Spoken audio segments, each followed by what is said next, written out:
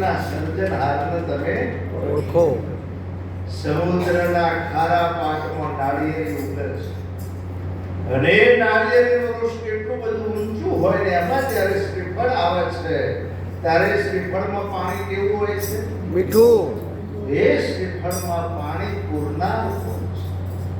મોરના પેછાનો રંગ કોઈ પેન્ટર ના બનાવી શકે. કલરિંગ વાળા તમે બગીચામાં જાઓ, આમ એવા કલર વાળા ફૂલો.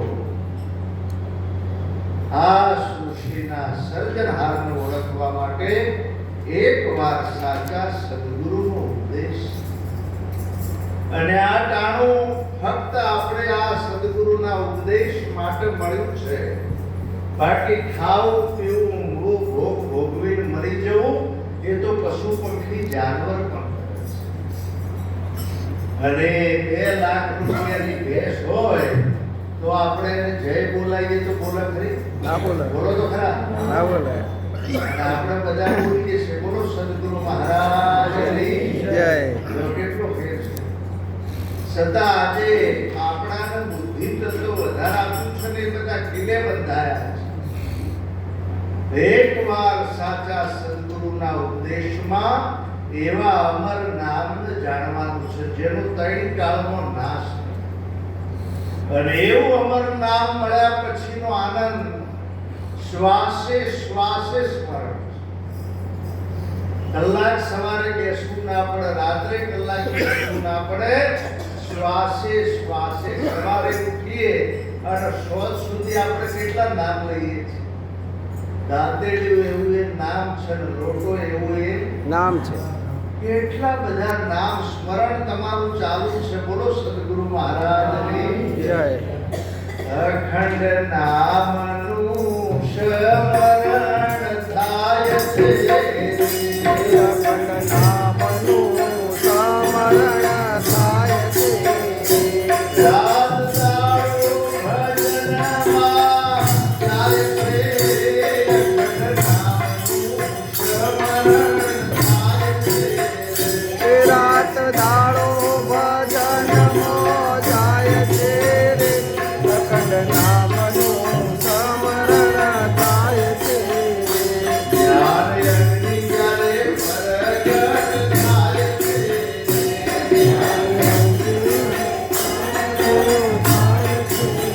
હે પાપ મળીને જ્ઞાન થઈ જાય છે. અખંડ નામનું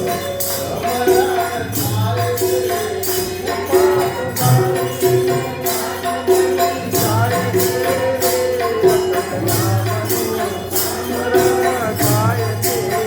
હે નામ નામમાં જે બેસી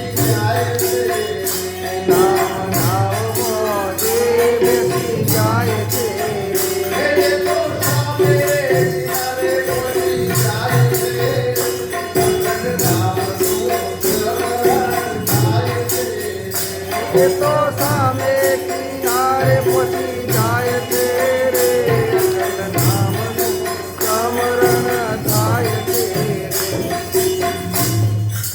એવું અખંડ નામ મળ્યા પછીનો આનંદ. એમાંય આજે આ હોળી ધૂળેટીની જે પૂર્ણિમા તમે જુઓ, આજે ભક્તિની શરૂઆત જે શરિયા દેવીને એમાં ભક્ત પ્રહલાદની વાત એના સાથે જોડાયેલી છે. એ જ્યારે એ વખતે લેભાડામાં બિલાડીના બચ્ચા અંદર રહી ગયા અને આમ લેભાડો ફડકે ગયો છે અને ચેતાઈ દીધો છે, અગ્નિ પ્રગટાઈ દીધી છે અને ખબર પડી કે અંદર બિલાડીના બચ્ચા રહી ગયા. તો આ બંને પતિ પત્ની બંને રામનું ભજન ચાલુ કર્યું. પહેલા તો ત્યારે એમણે કહ્યું કે આ તો અમારા બાપાનું રાજ છે. હિરણ્યકશ્યપુ અહીંયા હિરણ્યકશ્યપુનું નામ લેવાય, તમે આ રામનું નામ લો છો. ત્યારે એમણે કહ્યું કે રામ બચાવશે, તમારા બાપા બચાવશે નહીં. તો કે મને આયા વગર તમે આ ખોલતા નહીં. અને સવારે તમે જુઓ તો એવી કૃપાથી બચ્ચા જીવતા નીકળે છે. એ દ્રષ્ટાંત છે અને પ્રમાણ આ તમારા ભાઈ જે છે ને આ તો લેવાડો છે. બોલો સદગુરુ મહારાજની જય. અને એમાં સદગુરુના સાનિધ્યમાં જો તમે તન મન ધન સમર્પણ કરી દો ને તો એ બચ્ચા પણ જીવતા જ છે. એ કોઈ દિવસ મરતા મરેલા નીકળે નહીં. સદગુરુ મહારાજ તમે જુઓ સાહેબ મસ્તક લઈ લે છે છતાં પણ તમે જુઓ કેટલી મહાન પહેલા જ ન થયું કે આ રામને જાણવું છે. અને સાહેબ એને રામ નામનો જ્યારે ઉપદેશ લીધો છે ને પછી ગમે તેટલો ત્રાસ આપ્યો હિરણ્યકશ્યપુએ પણ એ ડગ્યા નથી સાહેબ. અને છેલ્લે કહ્યું તમારો રામ બધે છે કે હા, તો આ ધગધગતો ધાબળો છે સાહેબ. તમે જુઓ હોલિકાના અંદર બેસાડે વરદાન હતું અગ્નિ બાળી ના શકે પણ એક વસ્તુની બારી મૂકેલી હતી એને ખબર ના રહી સાહેબ. અને અગ્નિમાં જ્યારે જે હોળી પકડાય છે ને એનો મહિમા એમાં પહેલા જ ખોડામાં લઈને બેસાડેલા કે બળી જશે પણ એમાં નાના બાળકોનો નિષેધ લખેલો. નાના બાળકો સાથે જો બેસે તો એ પોતે બળી જાય અને એ બળી ખાક થઈ જાય. બોલો કૃષ્ણ કનૈયા લાલ કી પહેલા જ કઈ નથી. એમ તમે પણ એક અજરા અમર છો. આત્મા જન્મતો નથી, મરતો પણ નથી, આવતો નથી કે જતો નથી. આત્મા અજરા અમર છે. અને આમ ધગધગતો ધાબળો કર્યો છે સાહેબ ને પહેલા તે કહ્યું તારો જો રામ આ ધાબલામાં હોય તો બાદ ભીડો. નાનું બાળક હતું થોડો ભય તો થયો પણ સાહેબ પરમાત્માની અકળ કળા લગે જો કીડીઓની લાઈન ચાલુ કરી અને એની નજર પડી ગઈ કે આ કીડીનું કોઈ નથી જોતો મને કોઈ થવાનું નથી. અને બાદ ભરાઈ પછી તો પરમાત્મા કોઈ છેટા છે સાહેબ. એના વરદાન પ્રમાણે બધી કલમો પૂરી કરીને એને મારે. દિવસ નહીં, રાત નહીં, સંધ્યા ટાઈમે હાથ હથિયાર નહીં પણ નથી સાહેબ. આજે તમારું જ્યારે પાપ ઉભરી જાય ને પછી એનો કોઈ બચાવી શકે નહીં. ફક્ત આજે સંતોના સાનિધ્યમાં આપણો આવો એક મહાન બચાવ થાય. છેલ્લી એક વાત મારી એવી છે કે સંતોની સંગત મરણે ના.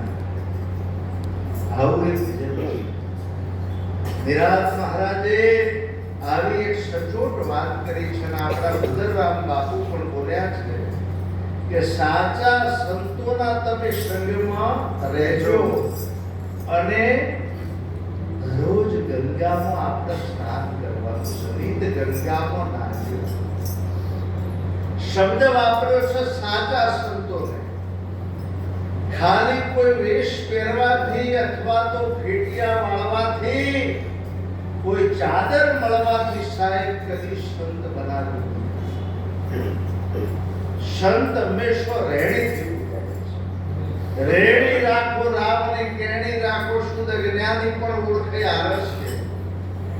અહીંયા સદારામ બાપુનો ફોટો મૂકેલો છે સાહેબ. ઘણા લોકોએ જોયેલા પણ છે. આખું જીવન સફેદ ફક્ત વસ્ત્રોમાં જેમણે ભજન કર્યું પણ મોટા મોટા મંડલેશ્વરો પર એમને માથું નમાયું સાહેબ. એવી એકવાર જય બોલો સદારામ બાપાની.